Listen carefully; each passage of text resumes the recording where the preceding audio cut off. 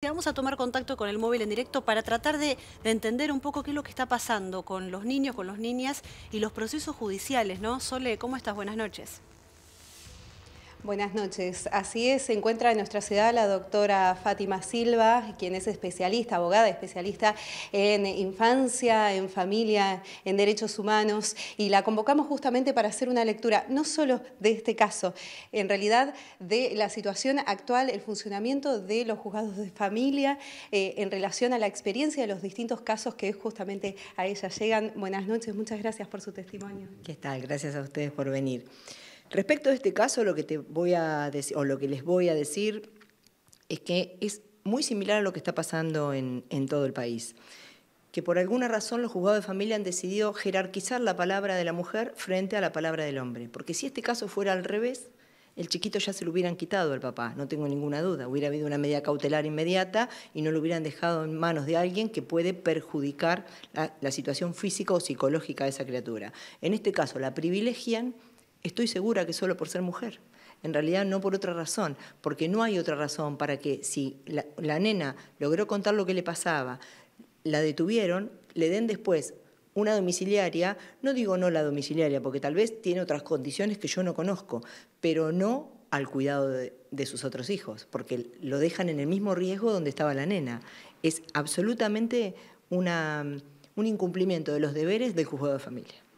Más allá de la cuestión de género, es posible pensar que en la justicia lo que se prioriza son los vínculos de sangre, aún a costa del bienestar de los niños y niñas que están atravesando una determinada situación. En realidad lo que decís es cierto, pero en general esos vínculos de sangre siempre se priorizan o se privilegian cuando es la madre la que los pide. Cuando es el padre tenés cantidad de papás obstruidos de vínculo en todo el país, a lo largo y a lo ancho del país, porque yo lo recorro prácticamente todo. Y la situación se ve y se repite en todos los lugares. Al momento en relación al funcionamiento actual de los juzgados de familia, más allá de esta cuestión vinculada con el caso al que nos referimos, ¿cuál es la lectura que se hace respecto a las complejidades con las que se enfrenta hoy en día las distintas causas, ¿no es cierto?, que llegan? Mira, los juzgados de familia están pasando una situación que casi es inentendible. Los chicos pasan casi toda su vida judicializados, los expedientes se cronifican y por eso se multiplican. Porque si vos iniciás un expediente con una criatura de 2, 3 años y llega casi a los 18 y sigue judicializado, pensá que todos los expedientes que se inician después se acumulan con estos primeros. Entonces, la cantidad de causas que tienen tramitando es porque pocas veces resuelven. O sea, la realidad es que es de un traslado a otro traslado y un perito de parte y después el equipo técnico del juzgado y terminan casi siempre en un ni.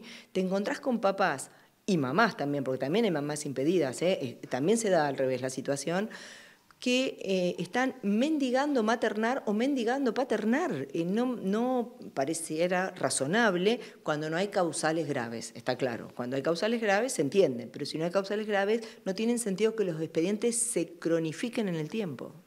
Y en relación a la figura de los abogados, abogadas del niño, la niña, el adolescente, están cumpliendo un rol importante en el último tiempo, sin embargo, son pocas las familias o los menores que justamente pueden acceder a este recurso. Sí, en realidad el abogado del niño en general cuando participa de un expediente abre puertas, o sea, da soluciones, esta es la realidad. Solo que muchas veces todos hemos escuchado los discursos de los chicos que se asocian con el progenitor que vive. Entonces, muchas veces la decisión del niño también depende del progenitor con el que vive. Porque si la justicia va a citar al niño y le dice, ¿vos querés tener un abogado del niño? Y el nene dice no o dice sí y no tiene una explicación, muchas veces no es su decisión propia. Entonces, tal vez la justicia debería explicarle al niño que es su derecho tener ese abogado del niño para poder tener una defensa independiente de sus dos progenitores y poder encontrar el camino más justo para su propia vida, que es el único que debería tener derechos en forma inicial en estos expedientes conflictivos. ¿Cuál es la modificación más urgente que entiende debería aplicarse en este ámbito? Primero tenemos que entender que somos abogados, que estamos en el derecho y el derecho son hechos y pruebas, no son relatos. Entonces no podemos seguir tomando medidas y decisiones solo con relatos sin hechos y pruebas, porque nos estamos alejando de la base de lo que hemos estudiado, que es el derecho puntualmente. Yo creo que lo que yo propongo cada vez que hablo de esto, y en algún momento voy a tener la oportunidad de hacerlo a nivel legislativo, es los juzgados de familia deberían hacer pericias psicológicas y psiquiátricas de los integrantes adultos de la familia dentro de los 10 días que entran las denuncias y saber con quiénes trabajan. O sea, ahí vos tendrías una mirada integral de si tienen un discurso verdadero, si hay un discurso ahí que no es del todo verdadero, cuál es su personalidad, la base de su personalidad, sus miedos, sus historias anteriores, la vida que han llevado, que los pudo haber llevado o no en la actualidad a tomar determinadas situaciones. Si vos tuvieras dentro de los primeros 10 días pericias completas, estarías mirando la situación de otra forma y podrías resolver más rápidamente la conflictiva familiar. Delfi, ¿alguna pregunta para la doctora Silva? Sí, primero, doctora, saludarla, agradecerle la buena predisposición. Me quedé impactada con lo que mencionaba al principio, un poco de disparador del caso que estábamos comentando recién de esta mamá acusada de prostituir a su hija, de que la justicia está poniendo en riesgo al otro menor. Es así, digamos, la mirada es esa, la justicia pone en riesgo al menor al dejarlo al cuidado de esa persona. El menor está en riesgo en este momento mientras la justicia no toma una decisión respecto de él. Y vuelvo a decirte, si la circunstancia hubiera sido al revés, si el denunciado hubiera sido el papá, ninguno de sus hijos estaría a su cuidado, no tengo ninguna duda.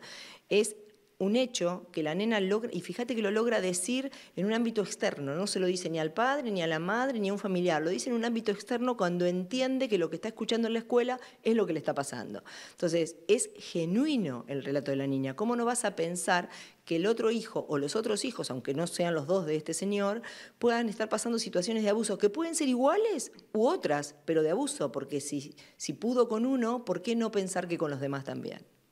Ahora, la justicia es un problema de formación de la justicia, de mirar para otro lado, de equivocarse. ¿Cuál es la raíz de esto?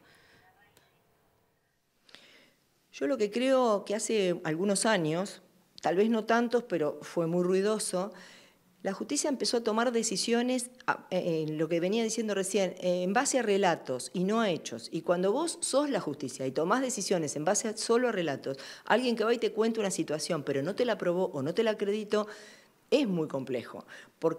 Primero porque te estás olvidando que sos la justicia y que en realidad tu trabajo es otro.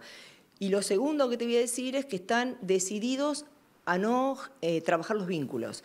Es muy fácil dictar una medida de impedimento de contacto de un papá, de un abuelo, a veces son familias completas, le estás quitando la mitad de la identidad a un niño cuando no dejas que una familia participe de su crianza, y eso es complejo, porque esos niños que en 10 años son los adolescentes, son los que van a estar en la calle, y todos lastimados, porque nadie me va a convencer que un niño que nace con la mitad de su vida y la otra mitad borrada va a tener la misma identidad, vida y forma de relacionarse en el futuro que aquel que pudo tener una custodia compartida con ambas familias.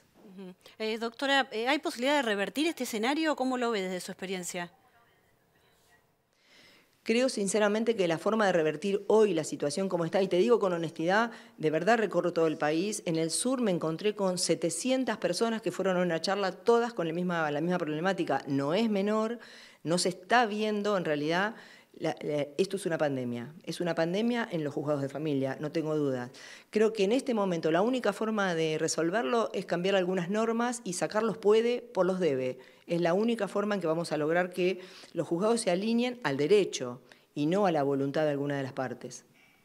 Doctora, le queremos agradecer estos minutos. Quedamos realmente todos muy preocupados por el escenario que comprendemos que tiene aristas realmente complejas, ¿no? Esperemos que sobre todo aquí en este caso puntual la justicia actúe con celeridad, porque este chiquito está en riesgo y hay muchos más. Muchas gracias a las dos, Sole, vos también, como siempre. Gracias. Quisiera decirte algo antes de terminar. Esto que están haciendo ustedes, que es visibilizar, es el mejor camino para que esto se empiece a resolver. Muchísimas gracias. Gracias a ustedes.